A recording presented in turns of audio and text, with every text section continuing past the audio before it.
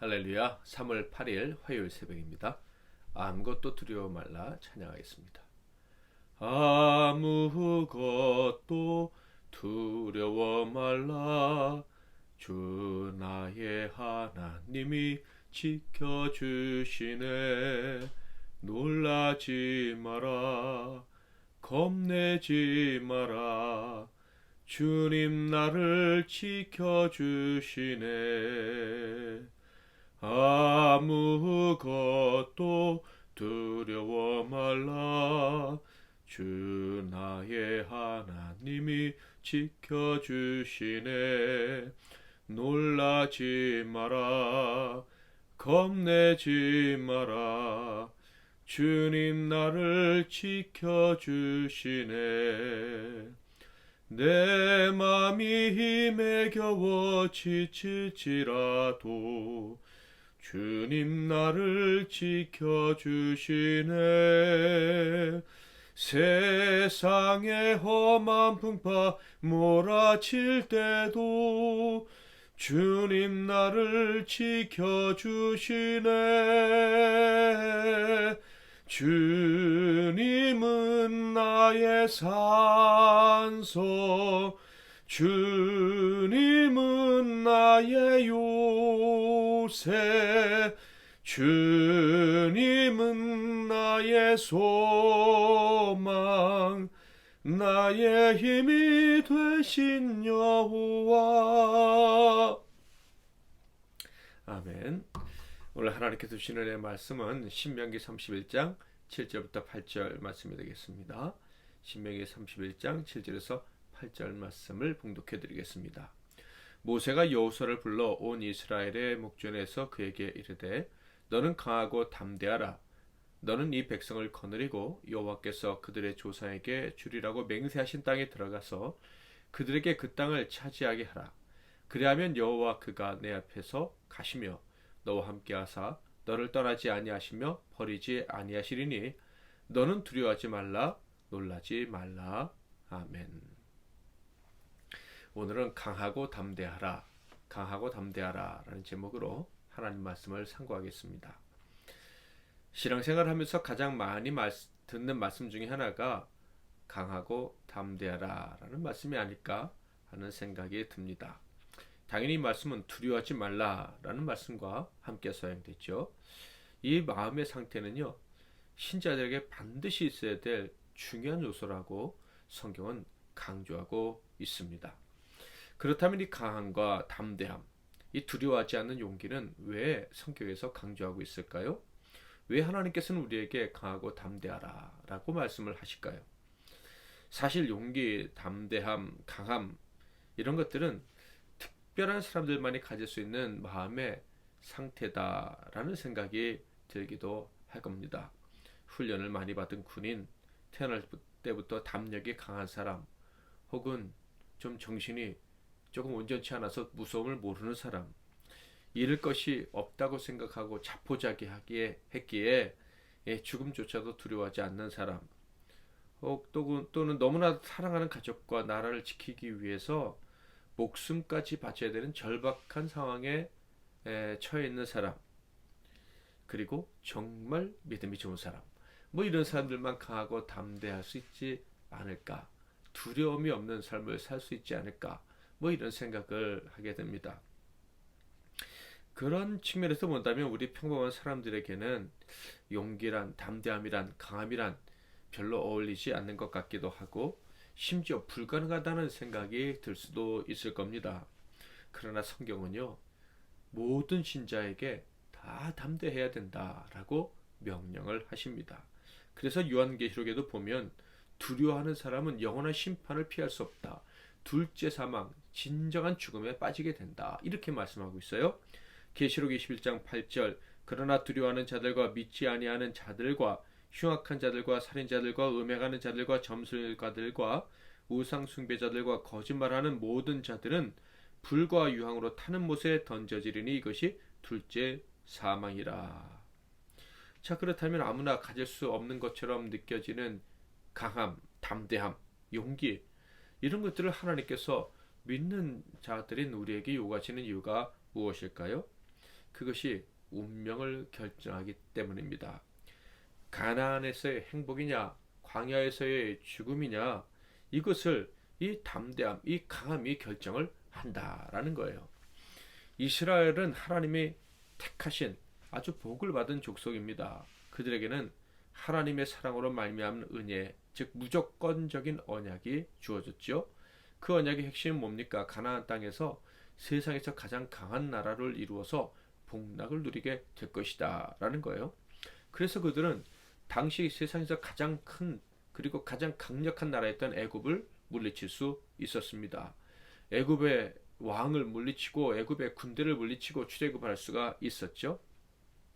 자, 그런데 그들은 그 복을 약속받고 애굽에서 나왔으나 바로 가나안 땅에 들어가지 못하고 40년간 광야에서 방황을 하게 됩니다. 이 과정에서 이스라엘에서 출애굽을 경험했던 출애굽 1세대라고 하는 사람들은 가나안에 들어가지 못하고 광야에서 인생을 마치게 되죠. 그 이유가 무엇이었습니까? 바로 두려워했기 때문입니다. 한없이 약해져서는 용기를 잃어버리고 떨면서 하나님이 가나안으로 들어가는 진경 명령을 거부했기 때문입니다. 자, 그런데 여기서 우리가 의문점을 갖게 됩니다. 앞서 말씀드린 것처럼 모든 사람이 다 용감할 수는 없지 않습니까?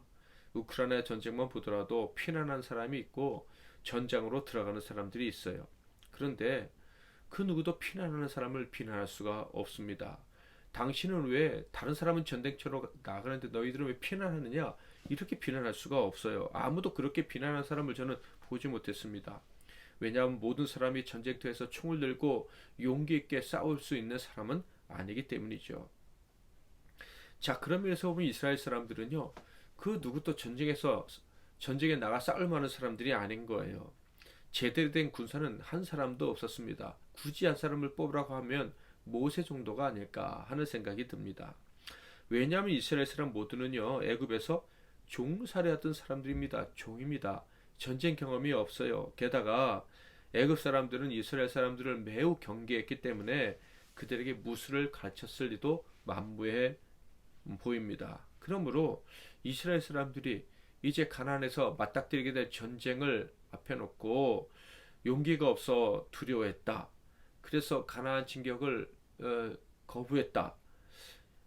이것은 어떻게 보면 좀 인지상정 당연한 것처럼 보이고, 그럼에도 불구하고 하나님이 그들에게 40년간 광야에서 방황을 해야 되는 이런 처분을 내리셨다는 것은 과한 것이 아니었나 하는 생각이 들기까지 하는 거예요. 그러므로 우리는 여기서 성경에서 말하는 강함, 담대함, 그것이 도대체 무엇인지 좀 정확히 하고 넘어갈 필요가 있겠습니다.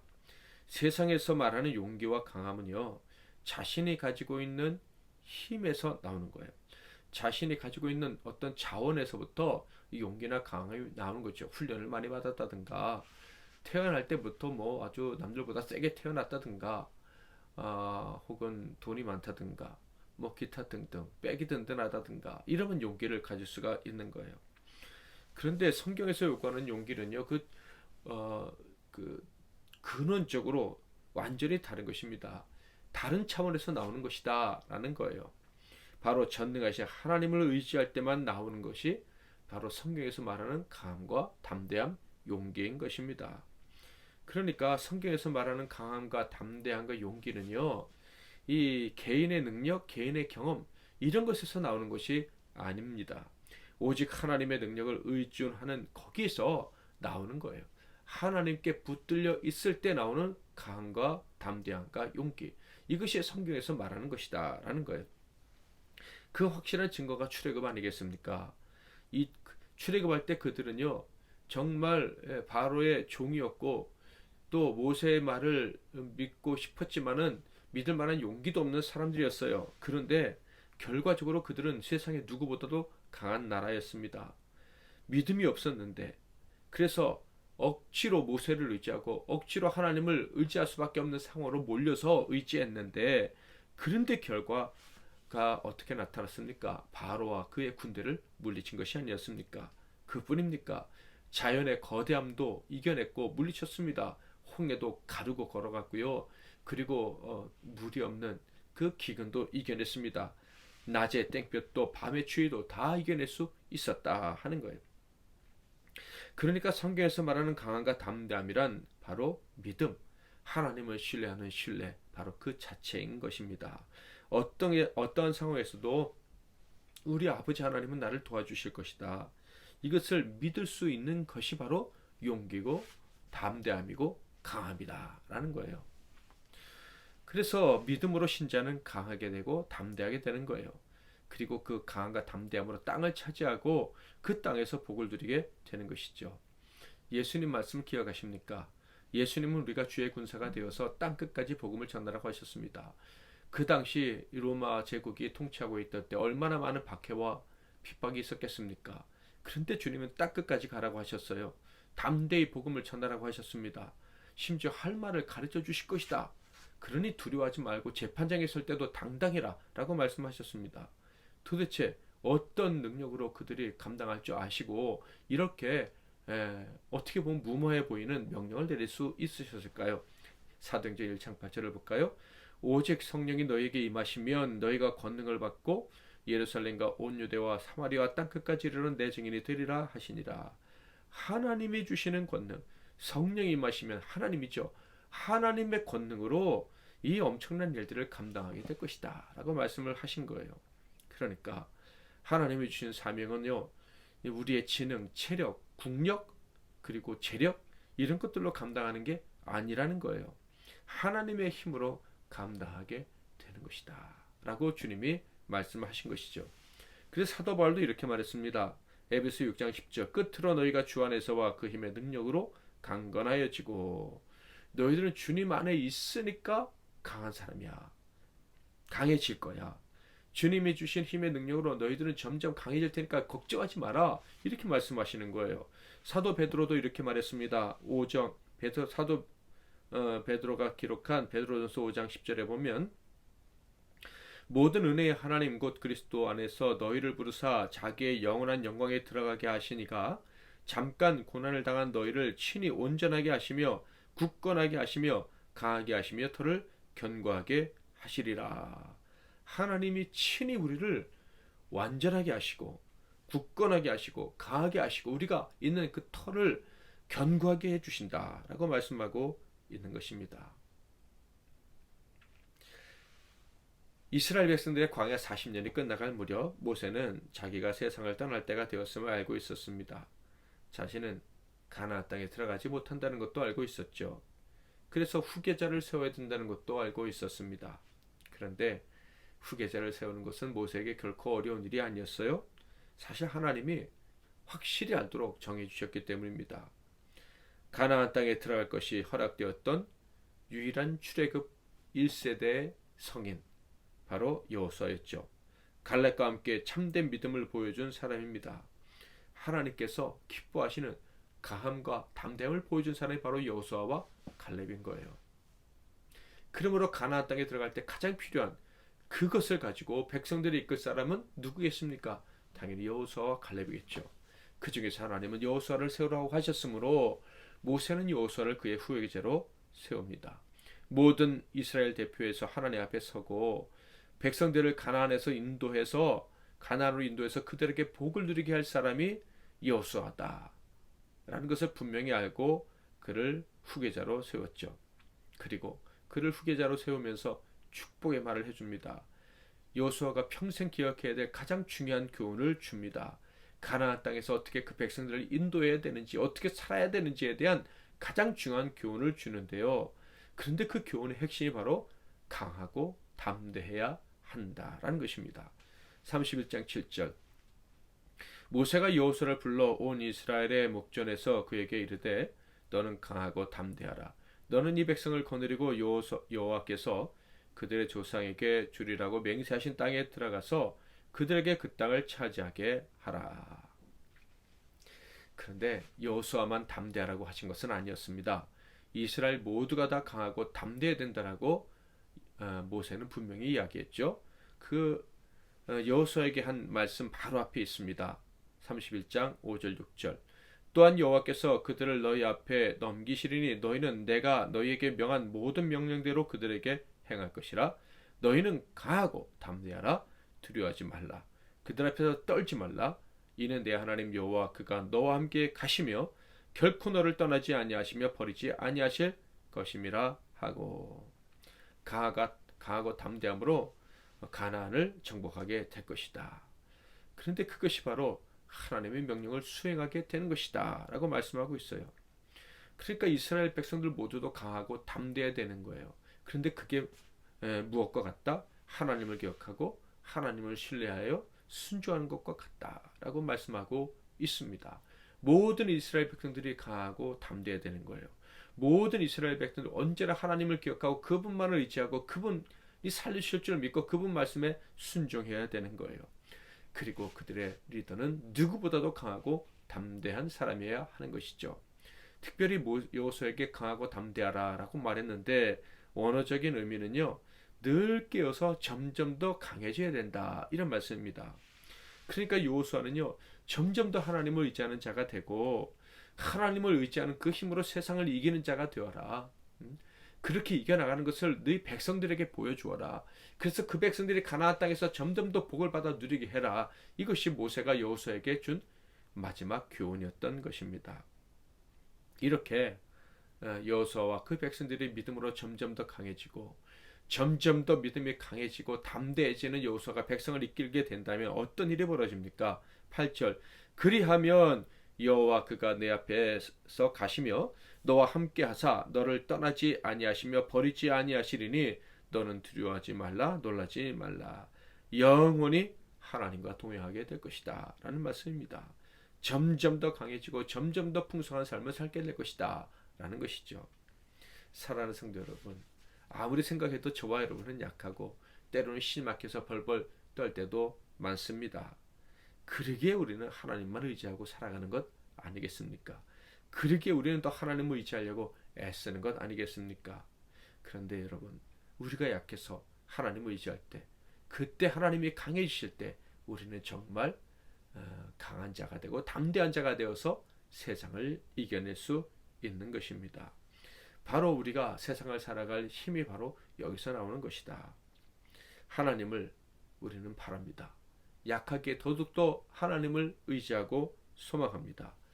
그래서 오늘 하루도 우리는 약하나 하나님을 의지하기 때문에 이 새벽에 하나님을 의지하고 기도하는 저와 여러분은 승리하는 하루가 될 줄 믿습니다.